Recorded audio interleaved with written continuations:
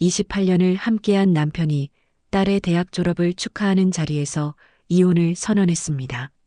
20명이 넘는 하객들이 지켜보는 가운데 아무렇지 않게 마치 오래전부터 준비해온 것처럼 강남 청담동의 한 5성급 호텔 레스토랑 테이블당 최소 200만 원은 하는 그곳에서 딸 수민이의 연세대 졸업 파티가 열렸습니다.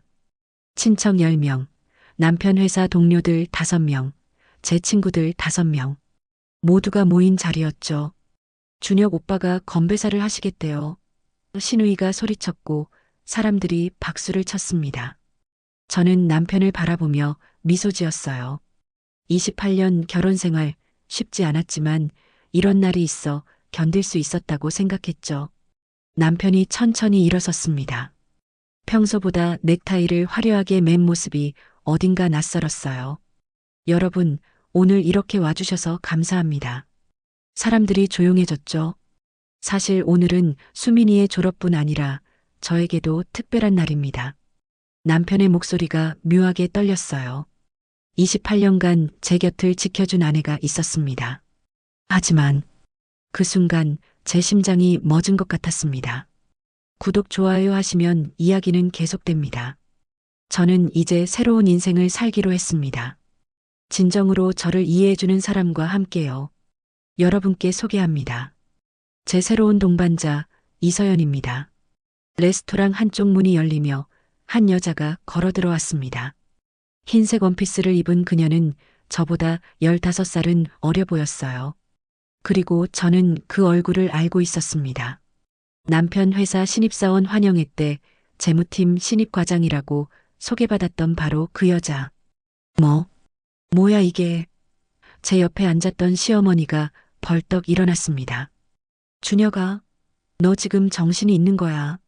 하지만 남편은 웃고 있었어요. 어머니, 이해해 주세요. 저도 행복할 권리가 있습니다. 수민이가 와인잔을 집어던졌습니다. 깨진 유리 조각이 바닥에 흩어졌죠. 아빠, 지금 뭐 하는 거야? 엄마 앞에서. 그 여자 서연이가 남편의 팔을 잡았습니다. 그리고 저를 똑바로 쳐다보며 말했어요. 사모님 죄송하지만 오빠는 이미 오래전에 마음을 정하셨어요. 저희는 진심이에요. 진심? 28년 결혼이 한순간에 과거의 실수가 되는 순간이었습니다. 레스토랑은 순식간에 아수라장이 되었어요. 시어머니는 며느리인 저한테 소리쳤습니다. 네가 남편을 제대로 못 챙겼으니까 이 꼴이 난 거 아니야. 내 아들이 왜 바람을 피워? 너한테 문제가 있으니까 그렇지. 친척들은 수군거렸고 남편 회사 동료들은 어색한 표정으로 자리를 떴습니다. 누군가는 축하합니다라고 남편에게 말하기까지 했죠. 저는 그 자리에 얼어붙은 채 딸이 울부짖는 소리만 들었습니다. 엄마, 엄마. 수민이가 제 손을 잡았을 때 저는 그제야 정신을 차렸어요. 남편과 그 여자는 이미 레스토랑 문을 나서고 있었습니다. 손을 꼭 잡은 채 그날 밤 집으로 돌아온 저는 거울을 보았습니다. 53살, 주름진 얼굴, 살찐 몸, 그리고 바보같이 28년을 믿었던 어리석은 여자. 이혼각서입니다. 다음 날 아침 현관 앞에 놓인 서류 봉투, 변호사 명함과 함께 이혼 동의서가 들어 있었어요. 위자료 5천만 원, 재산분할 30%, 그게 전부였습니다. 28년의 가치가 고작 그 정도. 하지만 저는 서명하지 않았습니다. 아니, 할 수 없었죠. 왜냐하면 이제 제 차례였으니까요. 전화 안 받을래? 새벽 4시 시어머니의 전화가 또 울렸습니다. 이혼 발표 후 일주일 동안 시어머니는 하루에 평균 15통의 전화를 했어요. 그리고 매번 같은 말을 했죠. 다 네 잘못이야. 내 아들이 바람을 피운 게 다 네 탓이라고. 저는 전화를 받지 않았습니다. 하지만 시어머니는 포기하지 않았어요. 이번엔 집 앞까지 찾아왔죠.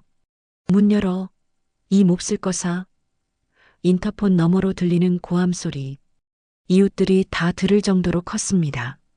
저는 어쩔 수 없이 문을 열었어요. 시어머니는 곧바로 제 머리채를 잡았습니다. 이 망할 것, 내 아들 인생 망쳐놓고 회사에서 소문 다 났어. 다 너 때문이야. 어머니, 저 놓으세요. 저는 손을 뿌리쳤지만 시어머니의 손아귀는 더 강했어요. 놓으라고. 28년 동안 내 아들 돈으로 얼마나 편하게 살았는데 감히 이혼하겠다고. 넌 이혼하면 거지 신세야. 그때 수민이가 방에서 뛰어나왔습니다. 할머니, 할머니가 지금 뭐 하시는 거예요? 너도 닥쳐. 내 엄마가 제대로 했으면 내 아빠가 바람 피웠겠어. 시어머니가 수민이에게까지 소리쳤어요. 수민이의 얼굴이 새하얗게 질렸습니다. 할머니, 할머니도 아빠 편이세요? 아빠가 다른 여자랑 있는 게 엄마 잘못이라고요? 그래, 남자가 바람 피우는 건 다 이유가 있어. 집에 여자가 제대로 못하니까 밖에서 찾는 거지. 순간 뭔가가 제 안에서 터졌습니다. 어머니, 저는 처음으로 시어머니를 똑바로 쳐다봤어요. 그럼 시아버지는요? 시어머니의 얼굴이 굳었습니다. 시아버지가 외도했을 때 어머니는 뭐라고 하셨죠? 남자들은 다 그래. 참아야 해 그러셨잖아요. 저한테도 똑같이 말씀하셨고요. 너 지금 28년 동안 참았어요.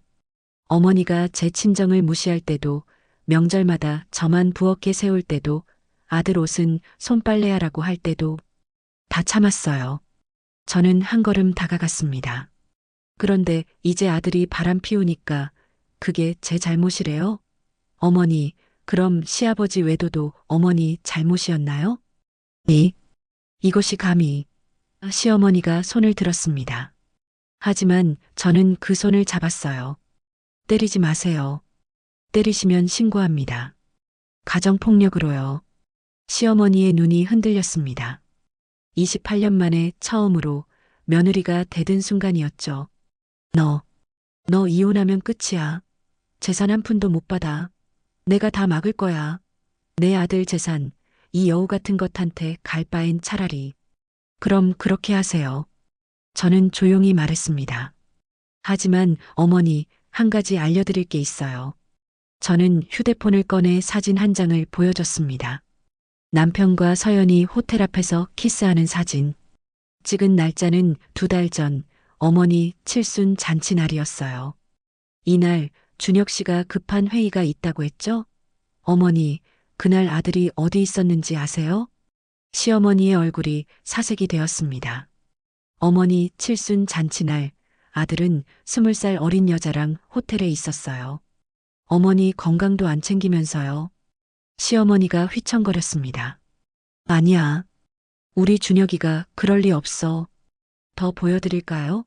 어머니 입원하셨을 때 사진도 있어요. 그날도 야근이라더니 제주도에서 그 여자랑 여행 중이었죠. 저는 사진들을 하나씩 넘겼습니다. 시어머니의 얼굴은 점점 일그러졌어요. 그만해. 시어머니가 주저앉았습니다. 어머니, 이제 아시겠어요? 잘못한 건 저도 어머니도 아니에요. 바로 어머니 아들이에요. 시어머니는 울먹이기 시작했습니다. 내가 뭘 잘못 키운 걸까? 그날 이후 시어머니의 전화는 뚝 끊겼습니다. 하지만 사흘 후 예상치 못한 전화가 왔어요. 며느리 나야. 시어머니의 목소리는 차갑게 가라앉아 있었습니다. 준혁이 회사에 갔다 왔어. 그 여자 서연이라고 했지? 네. 그것이 임신했대. 5개월. 전화기를 떨어뜨릴 뻔했습니다. 그것이 우리 준혁이한테 애를 베게 만든 거야. 일부러 결혼하려고. 시어머니의 목소리에 살기가 느껴졌습니다. 서연 씨 맞으시죠? 저는 그녀가 다니는 필라테스 센터 앞에서 기다렸습니다. 일주일간 미행한 끝에 알아낸 그녀의 동선이었죠. 서연은 저를 보자 미간을 찌푸렸어요. 사모님? 왜 여기 계세요? 잠깐 얘기 좀 할까요?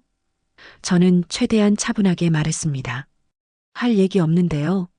서연이 지나가려고 했지만 저는 그녀의 팔을 잡았어요. 임신 축하해요. 서연의 얼굴이 굳었습니다. 그게 어떻게 5개월이라고요? 그럼 계산이 안 맞는데요. 저는 휴대폰을 꺼냈습니다. 5개월 전이면 1월이죠? 그때 준혁 씨는 미국 출장 중이었는데 서연의 얼굴이 창백해졌어요. 아, 맞다. 그때 당신은 회사 워크샵으로 부산에 있었죠. 남자 동료 3명이랑요. 뭐, 무슨 소리예요? 서연이 목소리를 높였습니다. 서연 씨, 전 사립탐정도 고용했어요. 당신이 지난 6개월간 만난 남자가 우리 남편만이 아니라는 거 다 알아요. 저는 사진 한 장을 보여줬습니다. 서연이 다른 남자와 호텔에 들어가는 사진이었어요. 이 남자, 준혁 씨 회사 전무님이시죠? 기혼자시고. 서연이 뒷걸음질 쳤습니다. 이건 오해예요. 오해? 이 사진은요? 저는 사진을 계속 넘겼습니다. 이 남자는 강남 부동산 재벌 2세. 이 남자는 이태원 클럽 사장.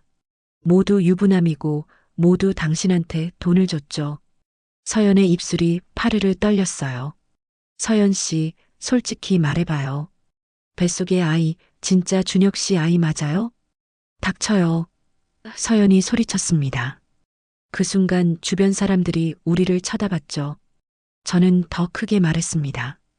이 사람이 유부남이랑 바람 피워서 임신했대요. 근데 아빠가 누군지도 모른대요. 뭐래? 세상에. 주변에서 수군거리는 소리가 들렸습니다. 서연이 제 뺨을 때렸어요. 아, 이 더러운 년아. 하지만 저는 맞으면서도 웃었습니다. 때리세요. 증인도 많고 CCTV도 있어요. 폭행죄로 고소하면 돼요. 서연의 손이 멈췄습니다. 아, 그리고 회사에도 다 얘기했어요. 당신이 기혼 상사 3명이랑 부적절한 관계 맺은 거. 뭐라고? 인사팀에서 조사 중이래요. 빠르면 이번 주 안에 징계위원회 열린대요. 당신이랑 준혁 씨랑 전무님이랑 셋이서 같이 잘리는 거 아닐까요? 서연이 바닥에 주저앉았습니다. 저는 그녀 옆에 쪼그려 앉아 속삭였습니다. 서연 씨, 28년 결혼을 부수는 게 이렇게 쉬울 것 같았어요? 제가 가만히 있을 것 같았어요? 서연이 저를 쳐다봤어요. 눈에 눈물이 가득했죠. 저 정말 오빠 사랑해요. 사랑? 저는 비웃었습니다. 사랑하는 사람 인생 망치는 게 사랑이에요? 딸 앞에서 아빠를 망신시키는 게 사랑이에요? 사모님, 그리고 서연 씨. 저는 일어서며 마지막 한마디를 던졌습니다. 그 뱃속의 아이. 진짜 준혁 씨 아이가 맞다고 해도 전 DNA 검사 요구할 거예요. 법원에. 그럼 당신 다른 남자들 다 나오겠죠? 재밌겠네요. 서연은 그 자리에서 울음을 터뜨렸습니다. 하지만 저는 뒤도 안 돌아봤어요. 이건 시작에 불과했으니까요. 다음 날 서연에게서 전화가 왔습니다. 사모님, 만나요. 제가 다 말할게요. 오빠는 제가 생각한 사람이 아니었어요. 무슨 뜻이죠? 만나서 얘기해요. 오빠한테 사모님이 모르는 게 더 있어요. 훨씬 더 나쁜 게. 전화가 끊겼습니다. 저는 미소를 지었습니다. 균열이 시작된 거죠. 오빠는 제가 4번째예요. 서연은 카페에서 떨리는 목소리로 말했습니다. 4번째? 네. 제전에 3명이 더 있었어요. 다 회사 여직원들이었어요. 저는 커피잔을 내려놓았습니다. 계속 말해봐요. 첫 번째는 10년 전 인턴이었어요. 임신시키고 낙태시켰대요. 돈 주고 입 막았고요. 뭐라고요? 두 번째는 7년 전 파견직 직원. 이 사람도 임신했는데 오빠가 해고시켰어요. 회사에서 쫓아냈죠. 제 손이 떨리기 시작했습니다. 세 번째는 4년 전. 이 사람은 결혼까지 약속했대요. 근데 결혼 한 달 전에 오빠가 일방적으로 파혼했어요. 그 여자 정신병원 입원했어요. 그걸 어떻게 알아요? 오빠 노트북에서 봤어요. 관리 명단이라는 파일이 있었어요. 거기에 여자들 이름이랑 준 돈, 협박 내용이 다 적혀 있었어요. 서연이 봉투를 내밀었습니다. 복사해 왔어요. 사모님이 가지세요. 저는 봉투를 열었습니다. USB가 들어 있었죠. 왜? 이걸 저한테 줘요? 서연이 배를 쓰다듬었습니다. 이 아이가 진짜 오빠 아이예요. DNA 검사 제가 먼저 하고 싶어요. 증명하고 싶어요. 근데 왜 이걸 오빠가 어제 저한테 낙태하래요. 회사에서 문제되니까. 그리고 서연의 눈에서 눈물이 흘렀습니다. 그리고 다른 여자 생겼대요. 인턴. 저보다 더 어려요. 순간 모든 게 명확해졌습니다. 준혁은 처음부터 서연을 사랑하지 않았어요. 그저 새로운 장난감이었을 뿐이죠. 서연 씨, 우리 힘 합쳐요. 네. 당신 아이 지킬 거죠? 그럼 저랑 같은 편이에요. 준혁이란 인간 완전히 망하게 만들어요. 서연이 고개를 끄덕였습니다. 그날 밤 저는 USB를 열었습니다. 그리고 본 것은 15년간의 기록, 12명의 여자들, 3번의 낙태, 2번의 성폭행 의혹, 횡령 증거, 뇌물수수 내역. 제 남편은 제가 아는 사람이 아니었습니다. 괴물이었죠. 저는 파일을 프린트했습니다. 300장이 넘는 증거 자료, 그리고 전화를 걸었습니다. 여보세요, 경찰서죠? 신고하려고 합니다. 성폭행과 횡령에 대해서요. 다음 날 아침 준혁의 회사 앞에는 경찰차가 와 있었습니다. 점심 뉴스에 그의 얼굴이 나왔어요. 대기업 임원, 직장 내 성폭행 및 횡령 혐의로 구속. 저는 TV를 끄고 수민에게 전화했습니다. 엄마가 지켜줄게. 이제 다 끝날 거야. 법정은 사람들로 가득 찼습니다. 기자들, 피해자들, 그리고 준혁. 수갑을 찬 그는 저를 쳐다보지도 못했어요. 피고인 박준혁에게 다음과 같이 선고합니다. 판사의 목소리가 울렸습니다. 직장 내 성폭행, 징역 7년, 횡령, 징역 5년, 합산하여 징역 10년을 선고합니다. 방청석이 술렁였습니다. 또한 피해자들에 대한 손해배상으로 총 12억 원을 지급하라 명합니다. 준혁이 무너졌습니다. 판사님, 잘못했습니다. 제발. 하지만 판사는 냉정했습니다. 피고인은 15년간 12명의 여성을 기만하고 3명의 태아를 죽였으며 회사 돈 23억을 횡령했습니다. 반성의 여지가 보이지 않습니다. 선고가 끝나고 준혁은 호송되었습니다. 복도에서 저와 눈이 마주쳤을 때 그가 말했습니다.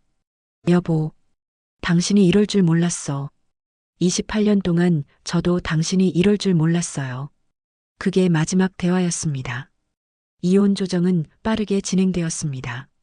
범죄자와의 이혼은 법원이 즉시 받아들였죠.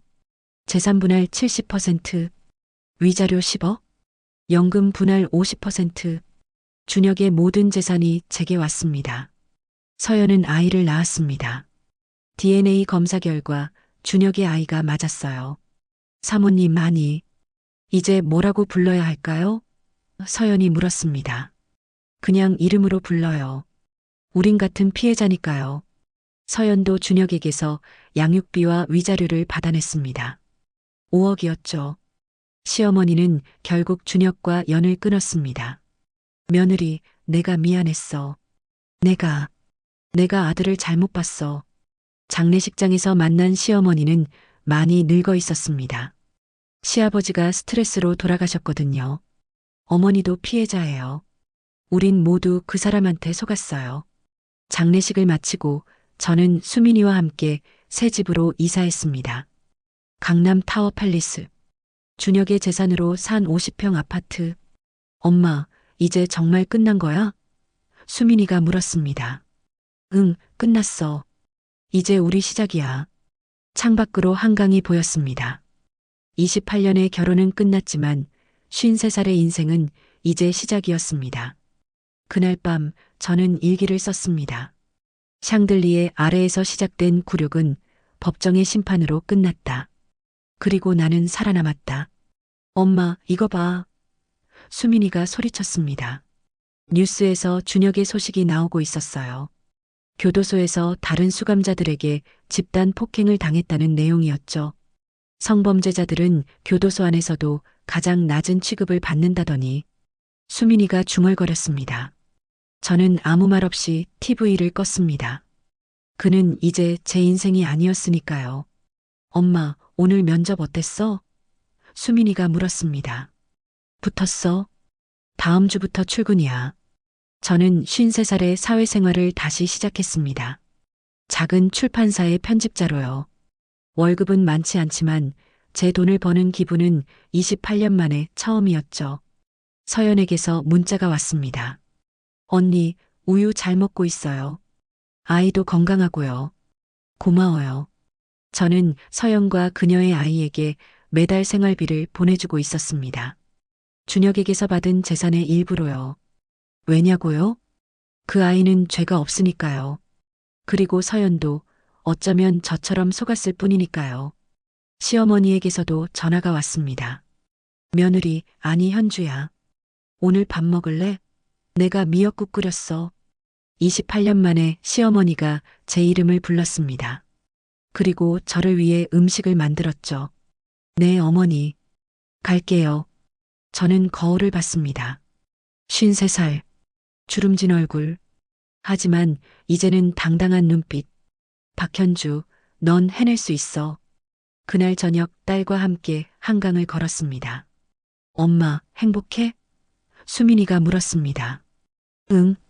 지금이 28년 중에 가장 행복해.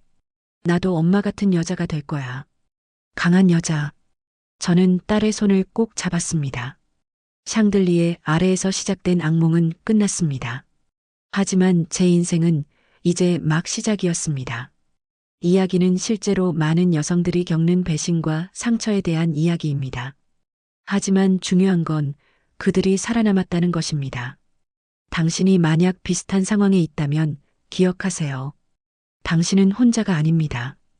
당신은 강합니다. 그리고 당신은 살아남을 겁니다. 당신의 이야기는 아직 끝나지 않았습니다. 구독, 좋아요, 알림 설정 필수인 거 아시죠?